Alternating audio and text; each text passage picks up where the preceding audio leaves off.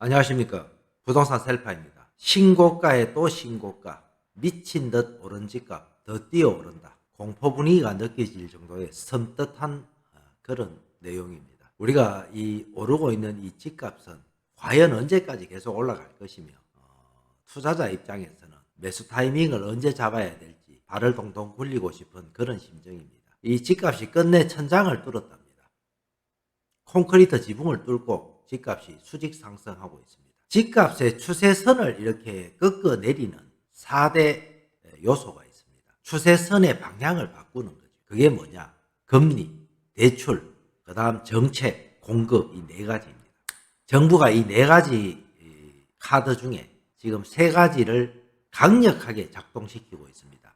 24번의 규제정책, 거기에다가 최근에 오른 금리, 여기에다가 이제 가장 강력한 규제 수단인 대출로 이 집값을 내리려고 아주 무시무시한 카드를 꺼내 들었습니다. 그래서 우리 일반 그 서민들이 이 대출을 이용하지 않고는 도저히 집을 살 수 없을 정도로 지금 집값이 너무 뛰어 있기 때문에 현금을 가진 현금 부자들을 제외하고는 대출을 막아버리면 집값을 잡기 위해서 이 대출을 묶었는데도 불구하고 우리 서민들이 가장 타격을 입습니다. 왜냐하면 집을 꼭 매수해야 되는 분들이 계시는데 집을 살 수가 없는 겁니다. 현실적으로. 그래서 이 대출을 묶어서 잠시 주춤했습니다. 잠시 집값이 꺾이는 거 아니야 라는 생각을 대출을 처음 묶을 때만 해도 잠시 주춤했는데 이 놀라운 사실은 집값이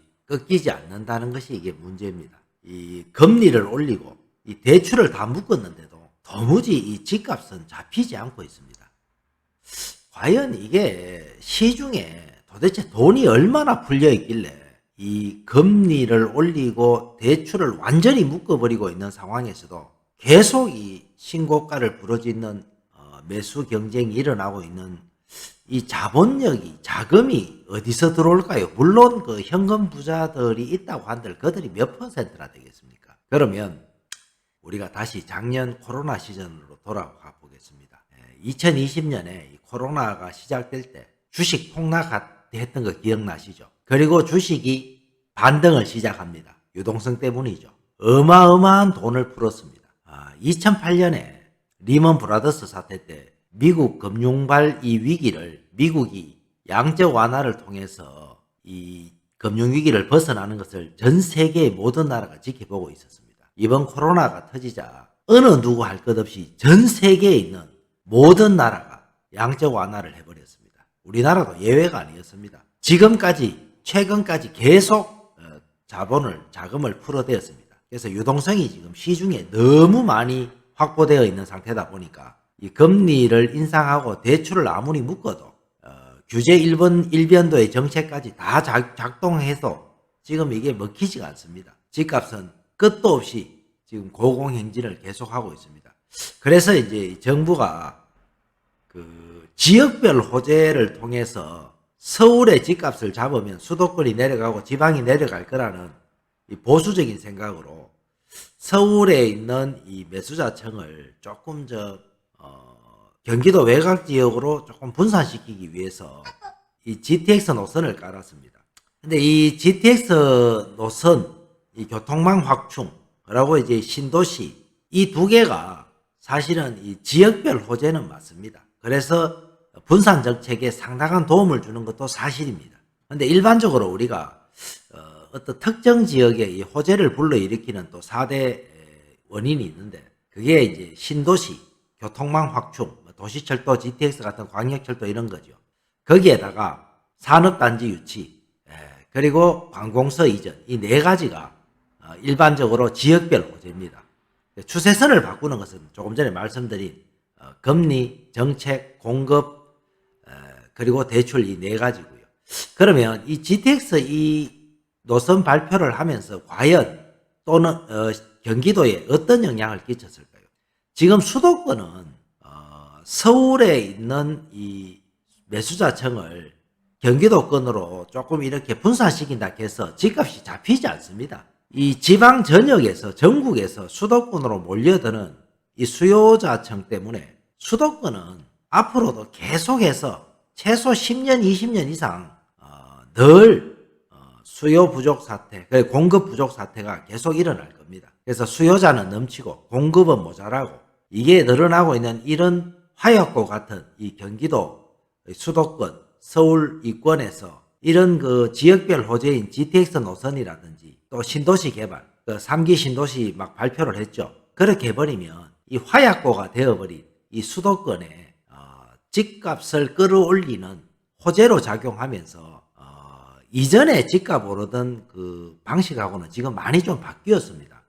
이전에 집값이 올라갈 때의 방향성은 강남이 오르면 서울 전역으로 번져가고 그것이 수도권으로 번져갔다가 지방으로 내려가고 또 집값이 꺼질 때는 반대로 지방에서부터 집값이 꺼지기 시작해서 수도권으로 그 다음 서울로 해서 마지막에 강남이 떨어지고 이런 파동을 겪었는데 지금은 그런 보수적인 방법으로 대체해서는 이 집값 못 잡습니다. 왜냐하면 지금 절대적인 공급 부족 사태에서 이 수도권에 있는 모든 지역이 화약고가 되어버렸습니다. 그래서 뭐 GTX 노선을 발표하든 3기 신도시를 발표하든 어느 한 곳에 호재가 터지면 그 옆쪽으로 마치 그 덜불 번져가듯이 집값이 오르기 시작하면서 오히려 역으로 서울 내부인 강남까지 쫙 번져 들어갑니다. 그 영향이 또 지방으로까지 또 계속 불꽃이 번져가고 이 끝도 없는 이 악순환이 진행되고 있습니다. 지금 여기 이 수도권 이 GTX 노선 행복 3기 신도시 이 발표 때문에 이 오른 집값이 끝내 이 지방까지도 완전히 번져버렸죠. 그래서 이 지방의 이 집값까지 지방의 아파트 값까지 상승폭을 엄청나게 키워버렸습니다. 잡히지 않는 이 집값에 이제 오르다 이 아파트가 오르다가 보면 이 대체재인 이 빌라까지도 이제 들썩대기 시작했습니다. 이 빌라가 벌써 이전 아파트 값까지 올라갔습니다. 예전에 4년 전에 아파트 살 수 있는 분들이 이제 빌라를 사야 되는 이런 현실까지 받아들여야 되는 이런 상황까지 지금 전개되고 있습니다. 그러면 우리가 과연 이 집값을 끌어올리고 있는 이런 대세장 속에서도 우리는 어떤 방식으로 과연 이 투자 관점에서 바라다 봐야 될 것인가? 이제 이런 문제점이 하나 남습니다. 그런데 지금 이 집값 계산을 했는 이 표를 한번 보시면 이 허탈한 마음이 더 커지죠. 왜냐하면 이게 지금 좀 심각한 상황인데 지금 집값을 계산했는 이 뉴스 기사를 보시면 지금 현재 오른 이 집값의 이 표본을 반짝 오른 집값 표본은 다 빼버리고 몇 년에 걸쳐서 오른 집값만 이렇게 표본을 보정하지 않고 이걸 반영하다 보니까 전국적인 집값 상승률은 21%밖에 안 되는데 실제 이 보정을 통한 집값을 상승률을 따져보니까 4년간 약 95%, 한 2배 가까이 올랐다는 겁니다. 수도권은 오른 쪽은 4년이 아니고 최근 한 1, 2년 사이에 2배 이상 올라버렸죠. 그래서 이런 걸 보면 더 공포를 느낍니다. 지금 발표되는 그 수치보다 우리가 현장에서 느끼는 집값 상승률은 이거보다 훨씬 크다는 겁니다.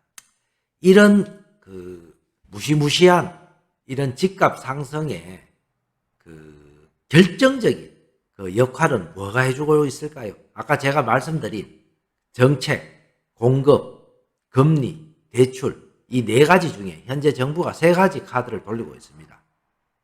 규제 정책, 거기에다가 대출, 그리고 금리 인상 이 세 가지를 막 돌리고 있지만 이 마지막 하나 이것 때문에 사실은 집값이 쉽사리 꺾일 기미가 보이지 않습니다. 그 마지막 하나가 바로 이겁니다.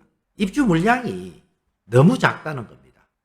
이것은 단순히 서울 수도권만의 문제가 아닙니다. 전국적으로 입주 물량이 너무 작은 게 문제죠.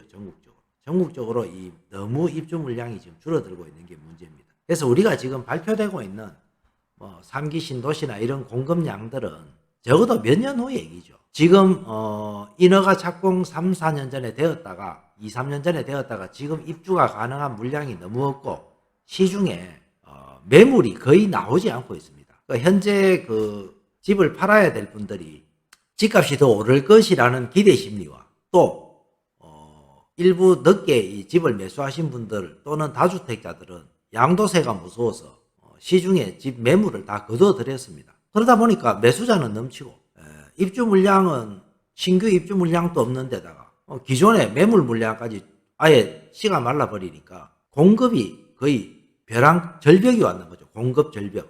집값이 오를 수밖에 없는 그런 상황입니다. 거기에다가 아무리 대출을 묶어도 시중에 유동성이 너무 풍부하다 보니까 지금 대출 창구를 다 묶고 금리를 올리고 규제정책 쓸 수 있는 모든 카드를 다 써도 집값을 끌어올리고 있는 이 공급 부족, 여기에다가 시중에 풀린 유동성, 이 두 가지는 이 모든 악재를 다 커버치고 있습니다.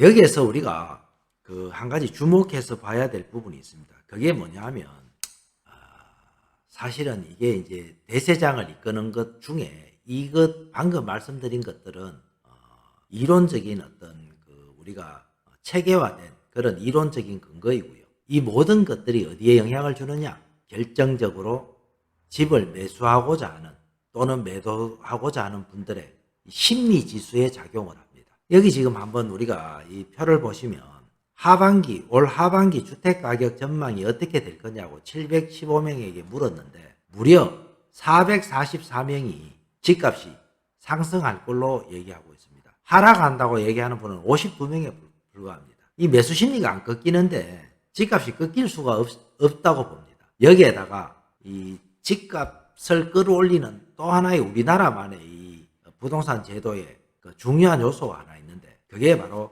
이 전세 수요입니다. 전세 수요. 이 전세입자들이 집값이 더 오를 걸로 지금 보고 있다 보면 이 전세입자들이 집을 조금 무리해서라도 매수를 하기 시작합니다. 그러면 이건 완전히 그 불붙은 곳에 기름 부은 꼴이 되어버리죠. 이 두 개가 지금 맞물려 돌아가다 보니까 이 집값이 규제나 대출, 금리 인상에도 불구하고 끝도 없이 지금 신고가를 찍고 있습니다. 실제 거래량은 굉장히 작습니다. 그런데 이제 이 지표로 하나 쓰이는 그 미분양 물건도 조사해 보시면 수도권은 거의 미분양 물건이 없습니다. 이제 거의 남아있는 그 미분양 물건 일부는 대부분 대출되지 않는 것들, 그러니까 너무 이렇게 고가라서 그 현금을 들고 있지 않으면 들어가기 어려운 그런 물건들 빼고는 미분양 물건이 나오지 않습니다. 그러니까 이런 상황에서 우리가 또 하나 지켜봐야 될 그 내용이 있는데 그게 바로 이 부분입니다.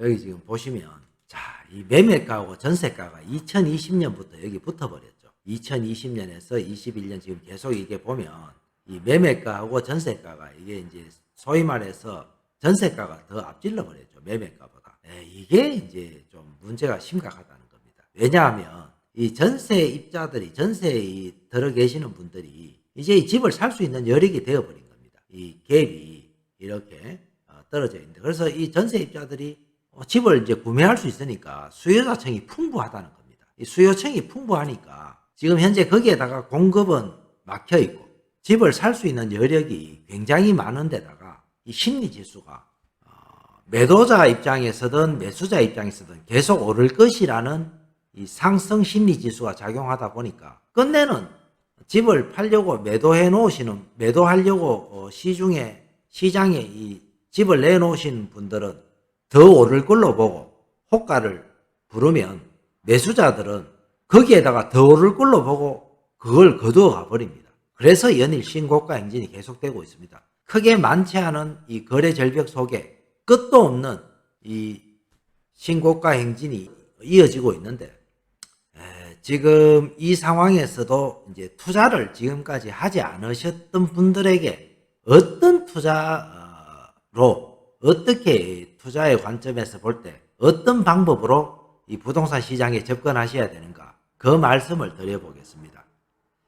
지금 이게 단순히 이렇게 우리가 간단히 봐야 될 부분이 아닌 것이 계속 집값이 앞으로 1, 2년 이상 계속 집값이 올라간다면 그 이후에 조정을 좀 받는다 해도 이미 여기서 상승폭을 다 내주지는 않을 거라는 겁니다. 그래서 집값이 계속 더 올라간다면 지금이라도 투자 관점에서 다시 한번 봐야 되지 않을까 하는 입장에서 말씀드리겠습니다.